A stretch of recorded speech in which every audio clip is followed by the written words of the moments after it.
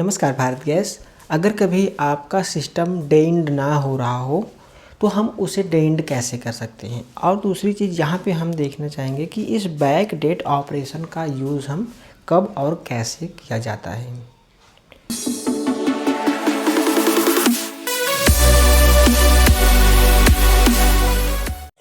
अगर आपने 2 दिन तक डेइंड नहीं किया है और आपकी रिफ़िल की डिलीवरी पेंडिंग है तो आपका सिस्टम तीसरे दिन बैकलॉग लग जाता है। तो बैकलॉग जब लग जाता है तो हमें एसओ सर से इस बैक डेट ऑपरेशन वाले ऑप्शन को इनेबल कराने के लिए आपको सेल्स ऑफिसर सर को लेटर लिख के देना होगा, या आप उनसे बात करके कह सकते हैं कि सर प्लीज़ मेरा बैक डेट ऑपरेशन ओपन कर दीजिए।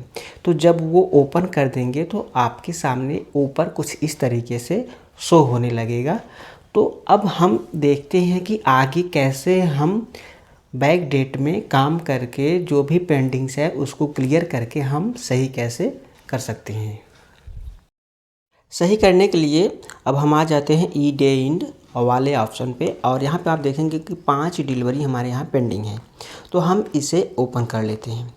अब इसके बाद हमें फिर से LPG 1 को ओपन कर लेना है, और इस बैक डेट वाले ऑप्शन पे जब हम क्लिक करेंगे तो आपके सामने कुछ इस तरीके से आ जाएगा।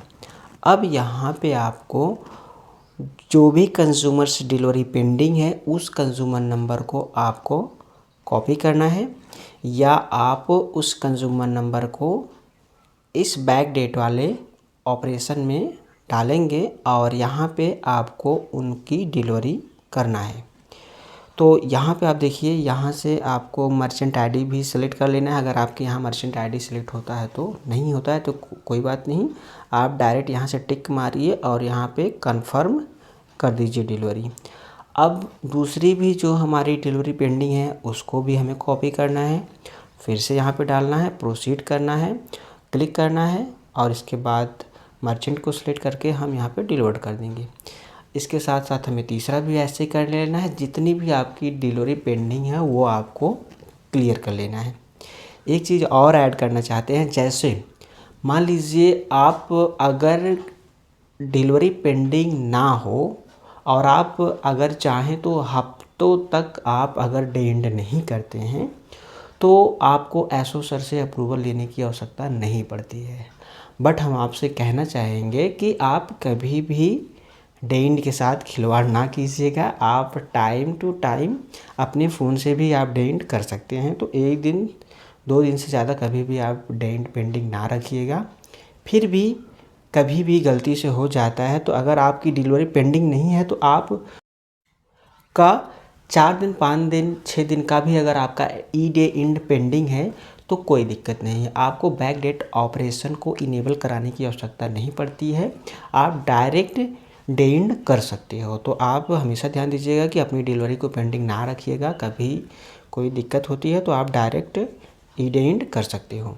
तो यहाँ से आप देख लीजिए सेम प्रोसेस है। आपको कुछ इस तरीके से आपकी जो भी डेट की ई डेइंड पेंडिंग है वो आपको इस तरीके से डेइंड कर लेना है, और आपको चेक कर लेना है कि हाँ अब आपका काम बैक डेट वाला ख़त्म हो चुका है। अब यहाँ से अब आप बुकिंग भी कर सकते हैं, रिफ़िल की डिलीवरी भी कर सकते हैं।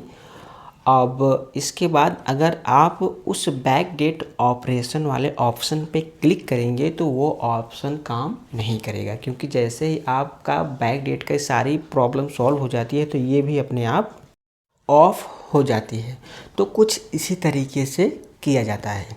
धन्यवाद।